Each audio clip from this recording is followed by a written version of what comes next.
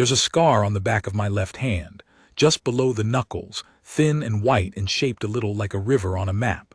People ask about it sometimes. I tell them a horse bit me. That's a lie. I've told it so many years it almost feels true, the way a stone in your boot stops feeling like a stone after a mile and just becomes part of how you walk. The truth is a child did it. A small one, 8 years old, with a face like a spoiled peach and rings on 3 fingers that he wasn't old enough to have earned and never would be. He raked those rings across my hand because I wouldn't let him past a door, and I stood there and bled and didn't move because that was the job, and because you do not strike the prince. Not even when the prince is a brat, especially not then. I'm getting ahead of myself. Let me go back. I came to the palace the way most of us did, through hunger. My family had a strip of land that grew more rocks than barley, and there were too many of us to feed, and the army took boys who were tall for their age, and I was tall for my age. I was 16, and I'd never held anything heavier than a hoe, and they put a spear in my hands and a helmet on my head that smelled like the sweat of every dead boy who'd worn it before me, and they told me I was a soldier now. I wasn't. I was a frightened farm boy in borrowed iron, but you fake it. Everyone fakes it. That's the secret nobody tells you about being a guard. Half of standing tall is just deciding to, over and over, every hour, until your spine forgets it was ever bent. It took me 4 years to climb from the outer walls to the inner palace. 4 years of cold posts and bad food and watching men older than me get passed over or sent home broken. I wasn't clever. I'll be honest about that. I wasn't the kind of man who rises by being noticed. I rose by never, ever giving them a reason to send me away. I was reliable the way a wall is reliable. You don't praise a wall. You only notice it when it falls down, and I never fell down. So they put me on the inner corridors. And eventually, because someone decided a dull, steady, unambitious man was exactly what the job needed, they put me near the young prince. His name was Aurelio. The little son, the court called him, and they smiled when they said it. But I learned fast that some of them smiled the way you smile at a wasp you're hoping won't land on you. He was a horror. I want to say that plainly before I say anything kinder, because the kinder things came later, and I don't want you thinking I'm one of those men who looks back through soft glass and pretends the bad was never bad. He was 8 when I started near him, and he was simply a horror. His mother, the queen, was dead, fever, when he was 4 before my time, and his father, the king, was a distant planet, visible but cold, orbiting his own grief and his own wars and his own councils, and the boy was raised by a rotating cast of nurses and tutors and minders who all wanted something from his future and nothing from his present. They flattered him, every one of them. He couldn't do wrong because nobody who depended on his goodwill could afford to tell him he had. So he grew up believing the world was a thing that bent, always in his direction. And when it didn't bend, he'd been taught no other response but to push harder. He threw things, he bit. He had a maid dismissed once, a kind woman, gray-haired, who'd done nothing but bring him soup that was too hot, dismissed, and turned out of the palace gates in winter, because he didn't like the way she'd looked at him when he screamed. I watched her go. I stood at my post and watched her walk out into the snow with her one bag, and I did nothing, because doing something was not the job, and I have carried the weight of that small woman in the snow for longer than I've carried almost anything. That's the thing about the job. The job is mostly about what you don't do. The scar happened in his 9th winter. There was a passage he wasn't allowed down the lower archive, where the old treaties were kept, papers brittle as moth wings, and a draft that could ruin them in an afternoon if the door was left open by a careless child. My orders were simple. The prince does not go down the archive stair. Full stop. No exceptions. The king himself had given the order, one of the few direct instructions about his son the man ever bothered to give. Aurelio wanted to go down the stair. I don't think he even wanted to go down it particularly. There was nothing down there a child could love, just dust and paper and dark. I think he wanted to go down it because I told him he couldn't. That's the whole psychology of a spoiled child, if you want it in one line. The forbidden thing is precious only because it's forbidden. He tried to walk past me. I stepped sideways and filled the doorway. He tried again. I filled it again. I didn't touch him, you never touch him, I just was there, a wall that breathes, and he could not get past a wall. And something broke in his small face. A kind of fury I'd seen on grown men right before they did something they'd hang for. And he came at my hand, the one resting on the doorframe, and he dragged those 3 rings across the back of it, hard, on purpose, watching my eyes the whole time to see if I'd flinch. I didn't flinch. I want you to know that. I'm not proud of much in this story, but I'm proud of that.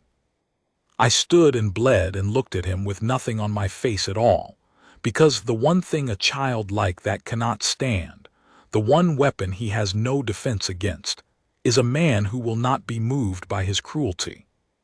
He stared at me.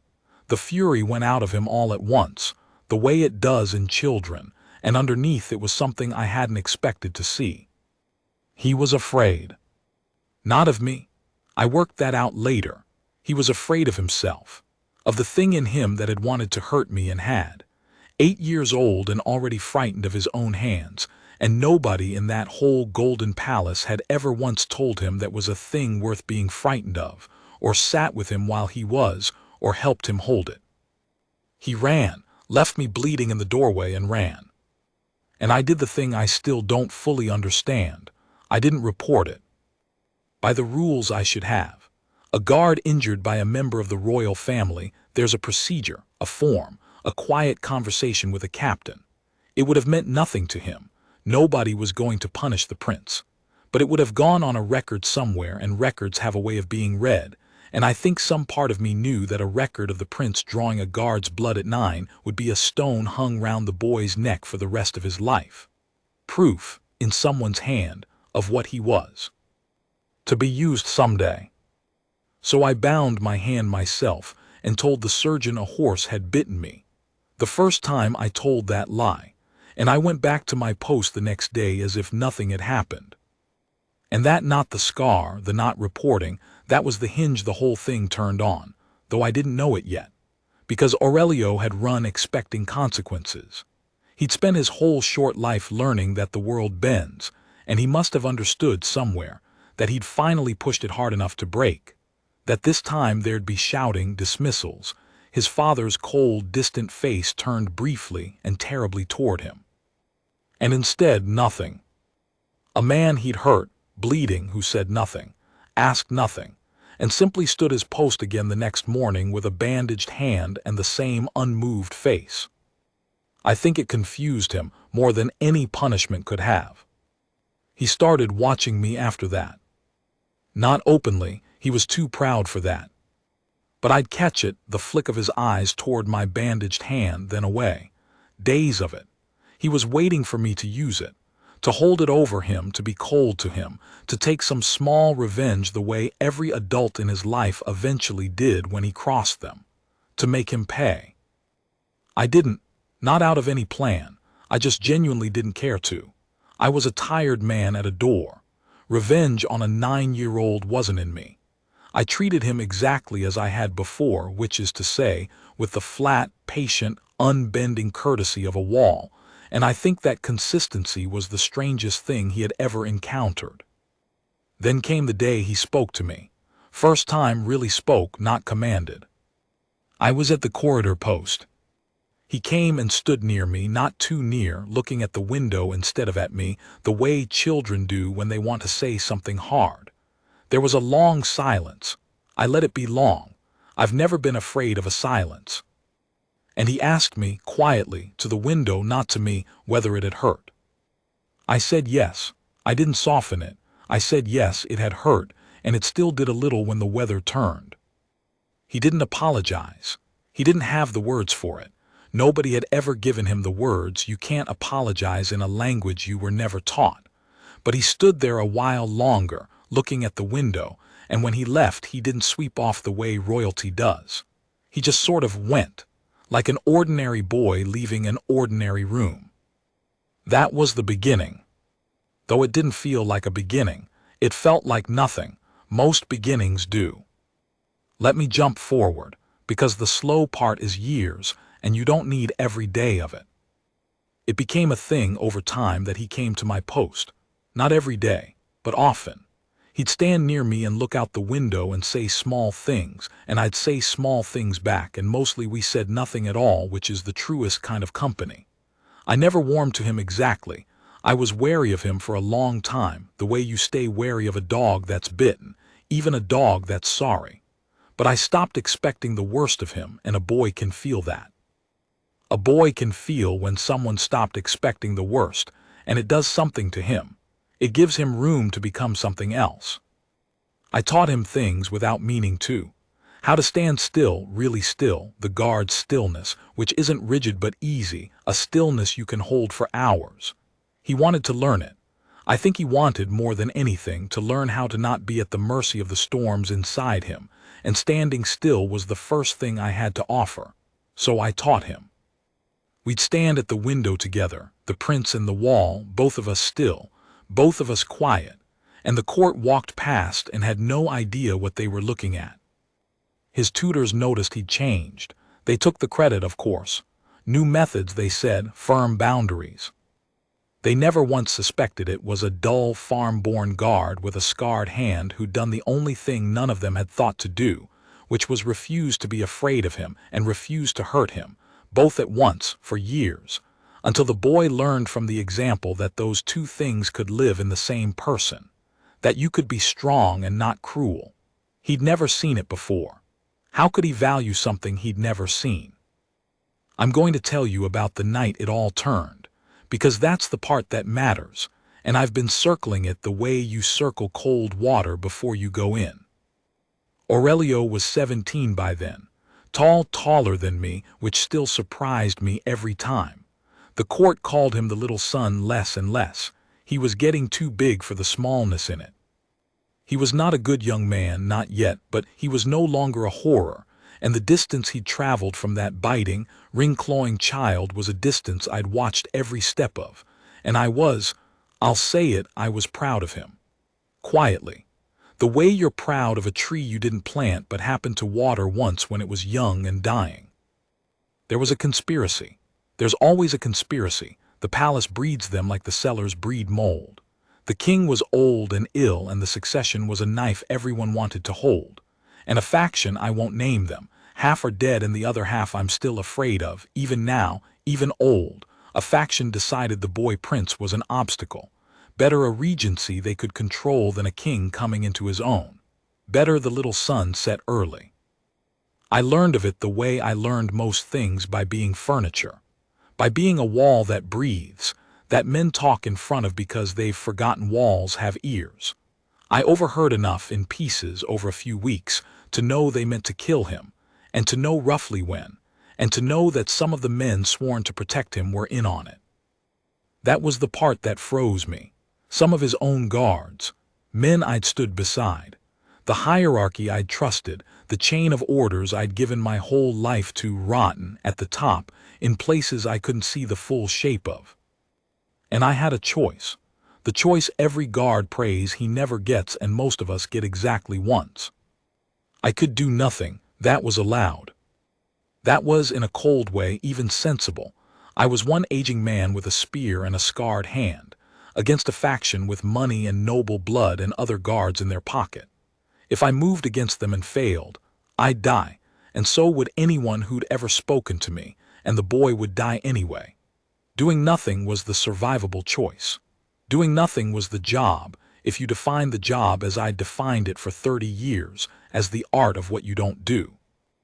Or I could break the only rule I'd never broken. I could act. I didn't sleep the night I decided. I lay in my narrow cot in the guards' quarters, and I listened to the men around me breathing, and I wondered which of them I could trust, and landed on none. And I thought about the maid in the snow, the one I'd let walk out into the white because doing something wasn't the job. I'd carried her for 30 years, and I understood, lying there, that I could not carry the boy too. That if I let Aurelio die when I could have moved, there'd be no room left in me for anything but the dead, and I'd spend whatever years I had left as a haunted house with a man rattling around inside it. So I got up before dawn, and I went to him. I'm not going to give you the whole of that night blow by blow, the running, the hidden stare behind the old chapel that I'll thank you not to ask how I knew about, the two men I had to put down in a dark corridor, and the sounds they made that I still hear sometimes. I got him out. That's the short of it. I got him out of the palace and onto the river road with a horse and what coin I had. And the plan was that he'd ride to his uncle's holdings in the north where the faction's hands couldn't reach, and raise loyal men and come back. But here's the part I need you to understand. The part that's the actual story, the part under the story. When I came to wake him that night, when I told him in 6 fast words that men he trusted meant to kill him before morning, he believed me instantly. No question. No how do you know, no you must be mistaken, no royal disbelief that the world he ruled could turn on him.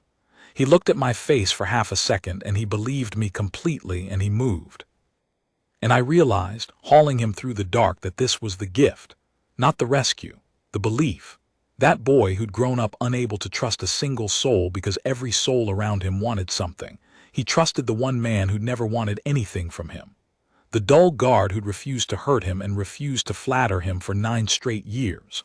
I was the one fixed point in a sky full of liars, and when the liars finally moved, the fixed point was the thing that saved his life. Because he could tell the difference.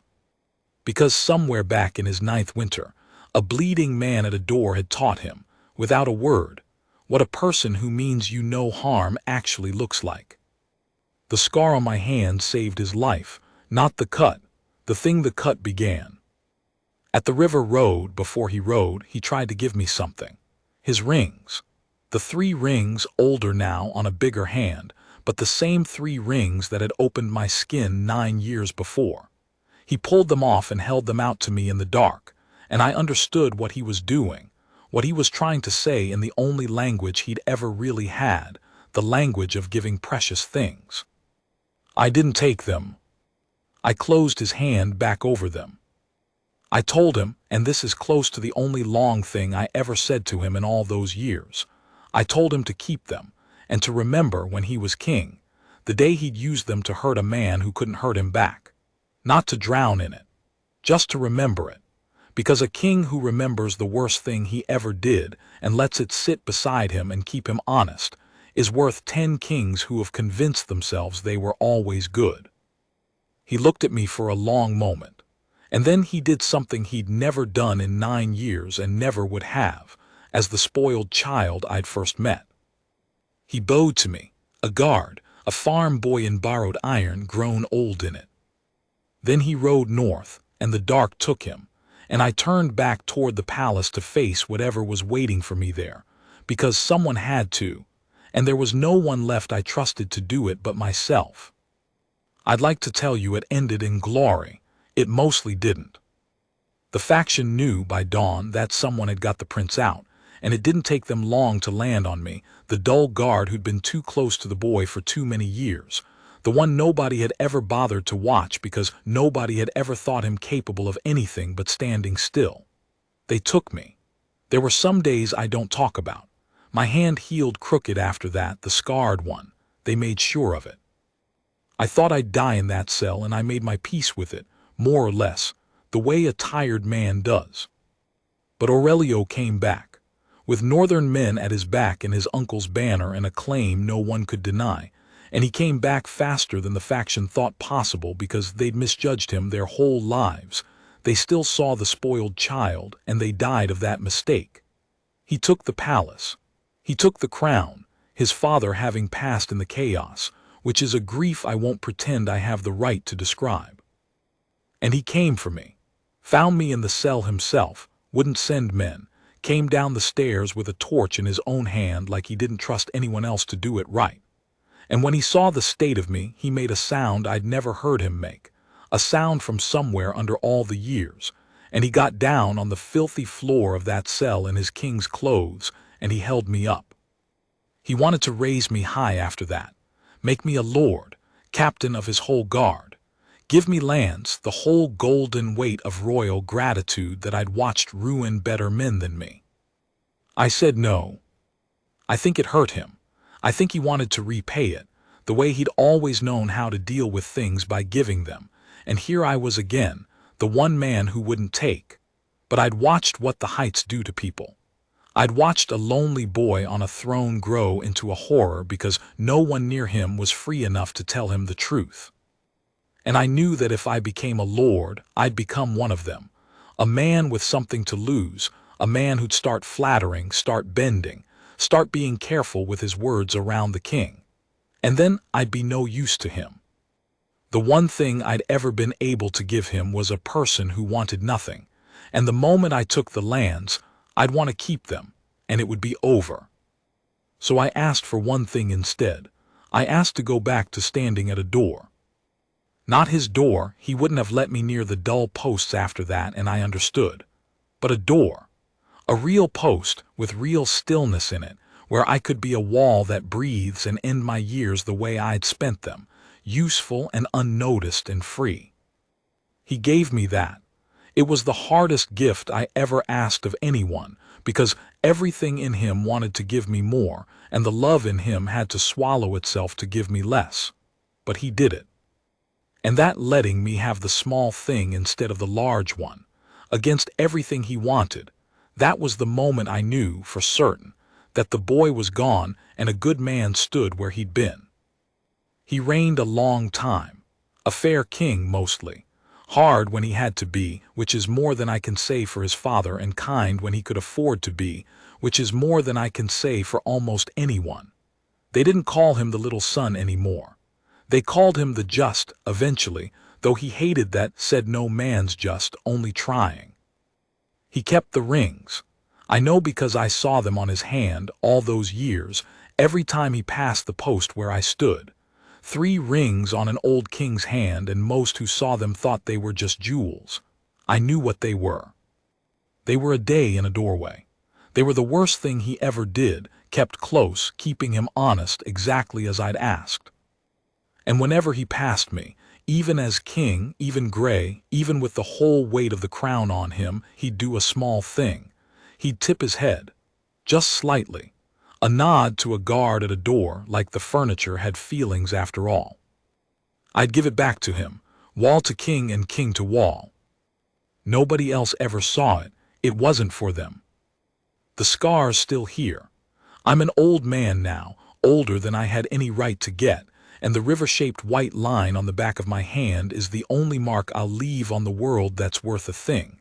Not the battles, not the rescue. This small old scar from a small spoiled child who crossed a line he shouldn't have, on a day that should have ended in nothing, and instead became the day that, slowly, over 9 quiet years, changed everything. People still ask about it.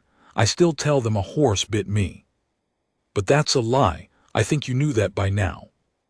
A child did it, and then I didn't hurt him back, and then I didn't leave him to die.